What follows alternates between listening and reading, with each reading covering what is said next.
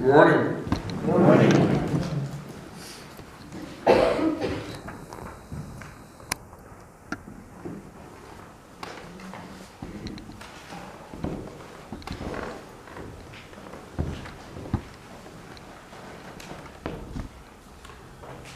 I'm a country boy, so I know just enough about fishing to be dangerous.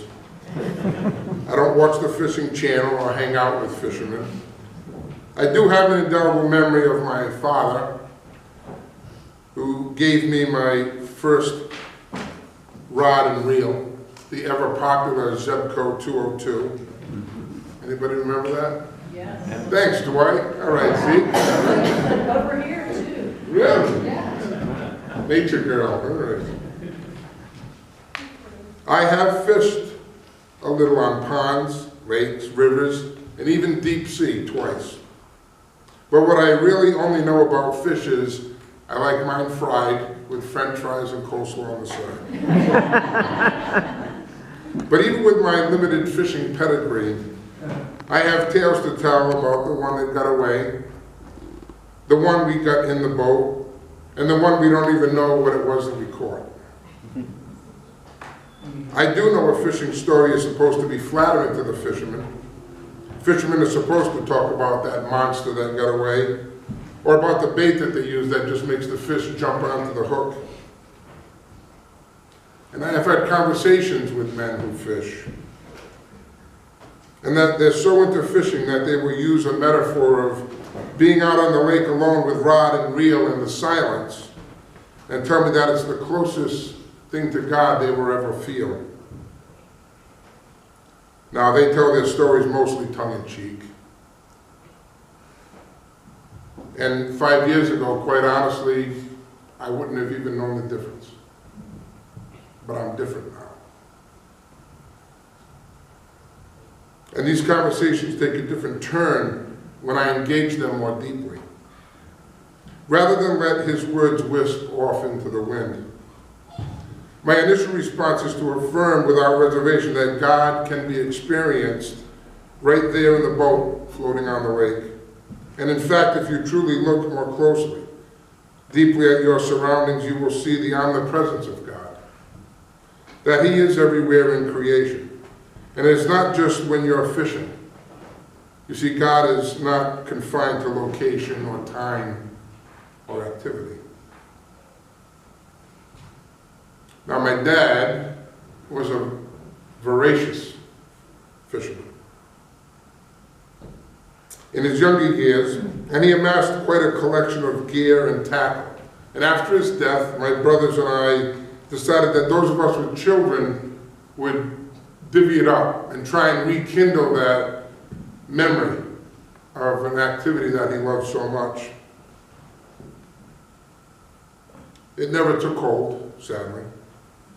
A trip here and there, some weekends and nights on the Lake Chanel Island or up in Tamworth, New Hampshire, where we would vacation in the summer. The gear is long gone, but I do cherish the memories, and one in particular, jogged by the breath of this sermon. One summer evening in New Hampshire, my 12-year-old son, Rob Jr., and I took a ride over to Lake Chicora. I see some people nodding, so you know where that is. That's good. It's just south of North Conway on Route 16. My son and I set up on the eastern shoreline, and now it had stormed most of the day. But we set up in the sand, wasn't muddy, sat on the big log they had there.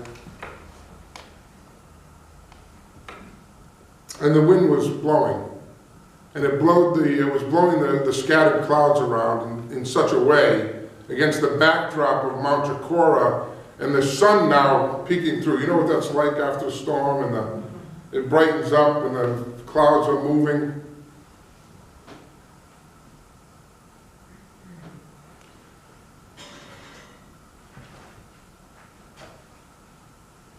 We did more sky gazing than we did fishing that night.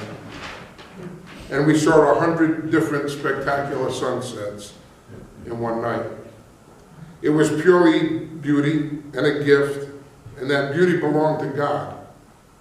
And he gave it to me and my son. That was a pretty good reason why we didn't catch any fish. But the Bible, and more especially today's gospel, tells a different kind of fishing story.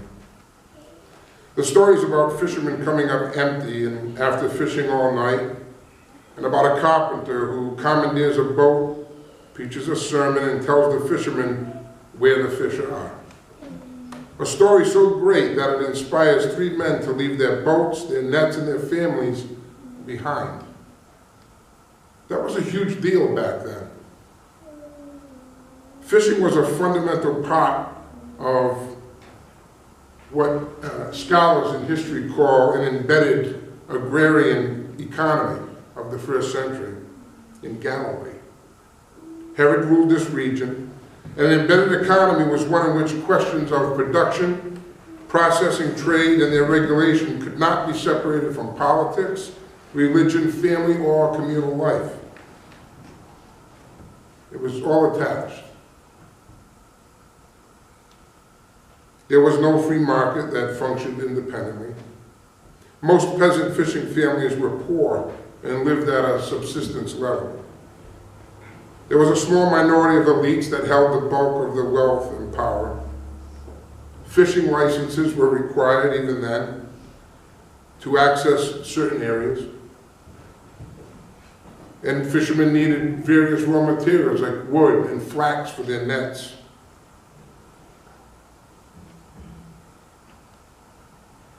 What I'm going to ask you to do is take all that information and think again about what Jesus has asked Simon, James, and John to do. The result of the sacrifice and adverse position they had left their families in is unknown. That aside, knowing that what we know about what would take place from here, and the type of fishing they would now do as fishers of men, and very successfully, I would say. I ask if there's anything to learn from this story for our time as to why we don't catch fish. Spoiler alert. Keep your minds on the metaphors. Like my son and I, some people don't catch fish because they are distracted by life, their surroundings or circumstance. All relevant, but at the same time, excuses. Some people don't catch fish because they refuse to go into deep water.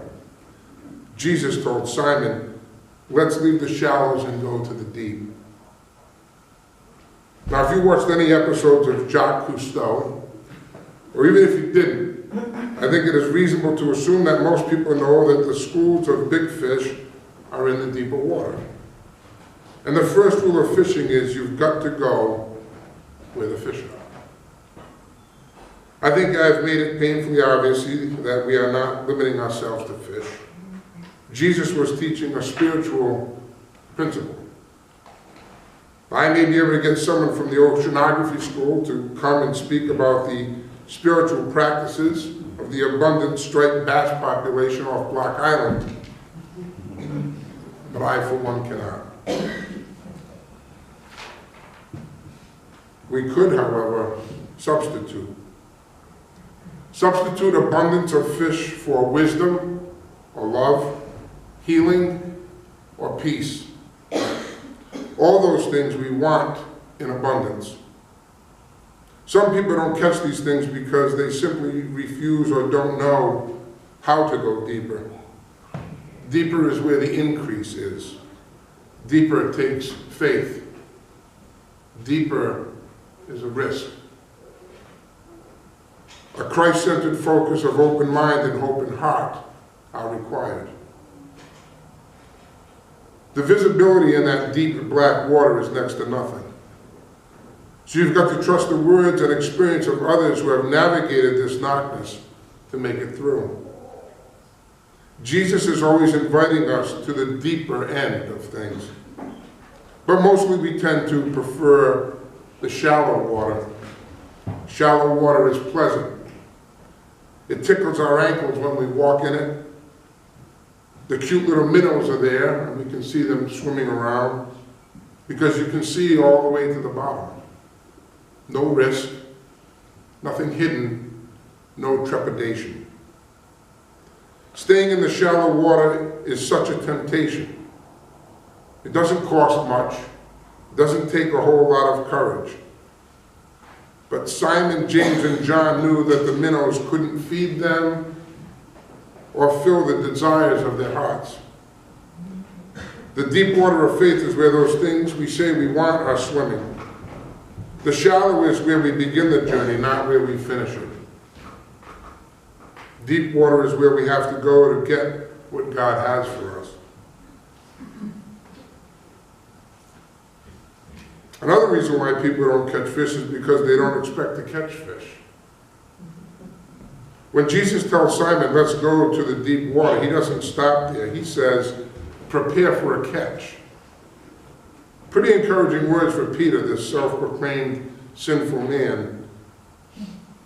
Why such favor toward him? Expectation. Peter had none. Someone once told me, and I did try to remember who, but I can't. Expectation is the firstborn child of faith. From Hebrews, faith is expressed as the substance of things hoped for.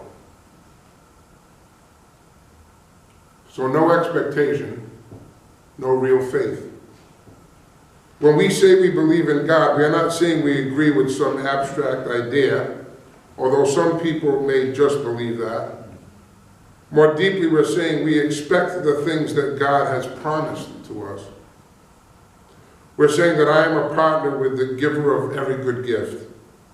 And among those gifts God has promised us are fruitfulness and fish, and eternal life through his Son, Jesus Christ.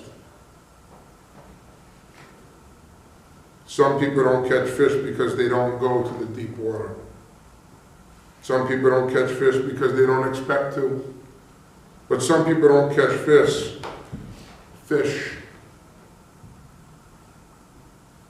because they think they know more about fish than God. Simon almost makes this mistake. He tells Jesus in what I feel is an almost exasperated tone, hey, we've been fishing all night. We know fish. The fish don't run in the day. And aren't you just a carpenter moonlighting as a preacher anyway? I think Peter would say something like that, knowing what we know about his background.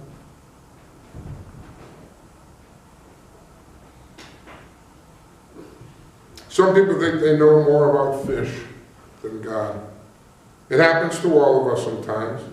It's not that we actually think we know more than God. It's just that we behave that way. We hear God's instructions. Forgive. Wish blessings on those who curse you. Give of yourself abundantly. Visit the sick and the imprisoned. Forget your life and live selflessly for others. Remember the Sabbath day. It's for worship and family, not for catching up on work. But we ignore God's invitation to abundance. We say to God by our actions, I know more about my own life, marriage, healing, forgiveness, children, money. I know more than you do, God. And Simon, just for a split second, almost forgot that God is God. Modern culture doesn't really have any use for the word humility, as Simon felt in that moment.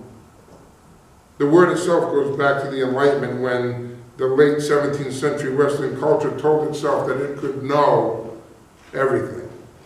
That's funny, isn't it? What goes around comes around. Because our information highway is repeating that humor all over again.